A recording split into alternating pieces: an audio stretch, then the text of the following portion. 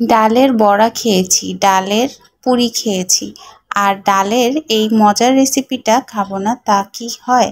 বিসমিল্লাহির রহমানির রহিম। আসসালামু আলাইকুম। সবাই কেমন আছেন? আশা করি ভালো আছেন। আজকের ওয়েদারটা দেখতেই পাচ্ছেন, ছাদে গিয়েছিলাম আর এই যে পুরো মেঘলা হয়ে আছে, বৃষ্টি হবে, তো তখনও বৃষ্টি হয়নি, তার কিছুক্ষণের মধ্যেই কিন্তু বৃষ্টি চলে এসেছিল।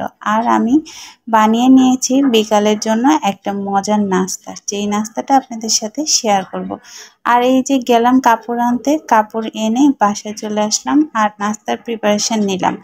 মাত্র একটা রুটি দিয়ে আমি এই মজার রেসিপিটা করে নিব। ঘরে থাকা সামান্য উপকরণ দিয়ে মাত্র একটা রুটি বানিয়ে এই জিনিসটা আমরা সহজেই করে নিতে পারি। দেখতেই পাচ্ছেন কি।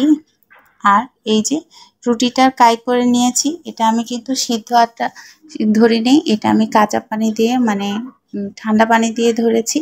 একটা বড় রুটি বানিয়ে নিয়েছি, এর মধ্যে বেশি করে ডাল দিয়ে এটাকে ভালো করে মুড়ে দিচ্ছি। দেখতেই পাচ্ছেন কিভাবে মুড়ে দিচ্ছি।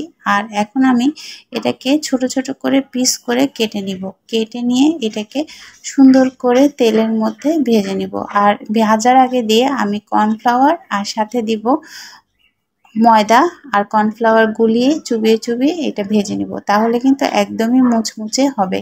আর এই মজার রেসিপিটা কিন্তু চা দিয়ে খেতে অনেক মজা। আর এই ভিডিওটা ছিল আমার কালকে রাতের কিছু ভিডিও, ক্লিপও আমি সাথে অ্যাড করেছি। আর এটা বানানোর পর দেখতেই পাচ্ছেন এটাকে একটু বেলে নিচ্ছি যেন একটু চ্যাপটা চ্যাপটা হয়, আর দেখতে কিন্তু একটু স্টিকি স্টিকি মানে লম্বা লাঠি লাঠি টাইপের হয়।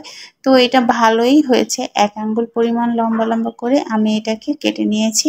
আর এই যে এখন আমি আলু চিপসের মতো করে এটাকে ভেজে নিচ্ছি, ওইটার মধ্যে ডুবে ডুবে ময়দা আর কর্নফ্লাওয়ারের যে গুলিয়ে নিয়েছিলাম ওইটার মধ্যে ডুবিয়ে ডুবিয়ে কিন্তু আমি এটাকে ভেজে নিচ্ছি। দেখতে পাচ্ছেন কি সুন্দর করে ভেজে নিচ্ছি।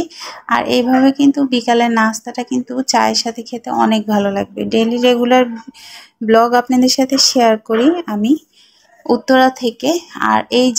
আর উত্তরার মধ্যে কালকে বিশাল একটা ঘটনা ঘটে গিয়েছিল। এই ঘটনাটাই আপনাদের সাথে শেয়ার করব, যেটা কিনা আসলে আমাদের বাসার আশেপাশে কোথাও ডাকাত ঢুকেছিল। তো ডাকাত ঢুকার পরে সারা রাত এটা তন্ন করে খোঁজা হচ্ছে, সবাই নেমে গিয়েছিল নিচে। আর নিচে নেমে ডাকাত কোথায় ঢুকলো, কোন বাসায় ঢুকলো এটা বের করার জন্য সবাই ঘুরঘুর করছিল। আর রাতে কিন্তু অনেক, সারা রাত কেউ ঘুমাতে পারেনি, সবাই এটা খোঁজাখুঁজি নিয়েই ব্যস্ত ছিল। শেষ পর্যন্ত কিছু লোক ডাকাতের সন্ধান পেয়েছে এবং ডাকাতদেরকে আটকিয়ে রেখেছে, এবং ডাকাতদের আটকানোর পরে আর্মিদেরকে, যেহেতু এখন আর্মিদের দায়িত্বে আছে, তো এখন আর্মিদেরকে খবর দিয়েছে। তো খবর দেওয়ার সাথে সাথে আর্মির গাড়ি চলে এসেছে এবং ডাকাতদের ধরে নিয়ে গেছে। যেহেতু এখন পুলিশ প্রশাসন এখনো বসানো হয়নি, তো এই জন্যেই এই অবস্থা হয়েছে। আর দেখতেই পাচ্ছেন আমার মুচমুচে ভাজা কিন্তু শেষ। আর এই যে, আর আমি কিন্তু ভিডিও করতে পারিনি, রাতের কিছু ভিডিও আমি লাইভে দেখিয়েছিলাম, কিন্তু লাইভে কোনো সমস্যা হয় কিনা এই জন্য লাইভটাও আমি কেটে দিয়েছি। আর এই যে এভাবে করে আমি পাকোড়াগুলো ভেজে নিলাম রাতের। এরপরে কিন্তু রাত 11টার পর থেকে এই ঘটনা হয়েছে, আর রাত 2টা-3টা পর্যন্ত আমরা সবাই জাগান ছিলাম। আর সবাই এটা তন্ন তন্ন করে খুঁজতে খুঁজতে আমাদের সময় চলে গেছে।